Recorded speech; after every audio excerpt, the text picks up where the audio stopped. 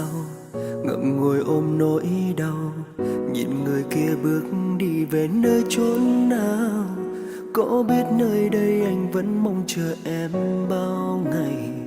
Sự thật là anh nhớ em đến từng phút giây. Không còn được đón đưa, không còn như lúc xưa. Em giờ đây có vui không hay đang khóc thầm, vì ai đã không yêu em chân thành như là anh từng trao cho em trọn vẹn hạnh phúc. Vì em đã cố giấu anh còn một khoảng trống bên cạnh, em chưa thể quên dù giờ đã ở bên anh.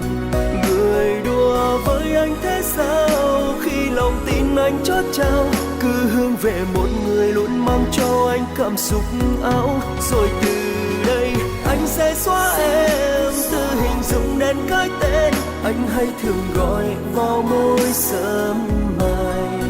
Và anh chẳng khóc nữa đâu, anh sẽ tự yêu lại bản thân, chẳng cho phép một người nào nữa làm anh phải tổn thương thêm một lần.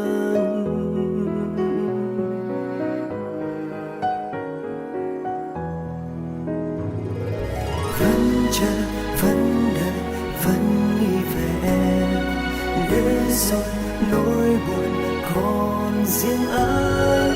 Ha ha ha ha ha ha ha.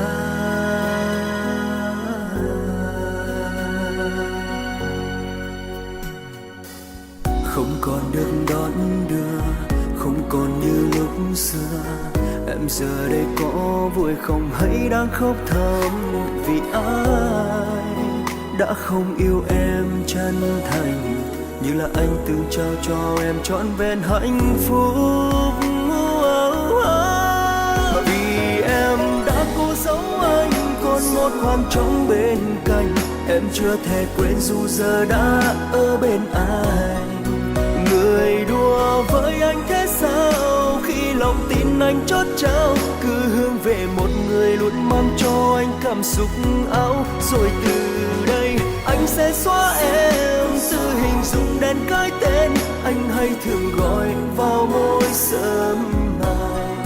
Và anh chẳng khóc nữa đâu, anh sẽ tự yêu lại bản thân, chẳng cho phép một người nào nữa làm anh phải tổn thương thêm một lần. Vì em đã cố giấu anh còn một khoảng trống bên cạnh, em chưa thể quên dù giờ đã ở bên anh. Người đùa với anh thế sao khi lòng tin anh chót trao, cứ hướng về một người luôn mang cho anh hạnh phúc. Rồi từ đây anh sẽ xóa em từ hình dung đến cái tên anh hay thường gọi vào môi sớm mai. Và anh chẳng khóc nữa đâu, anh sẽ tự yêu lại bản thân, chẳng cho phép một người nào nữa làm anh phải tổn thương.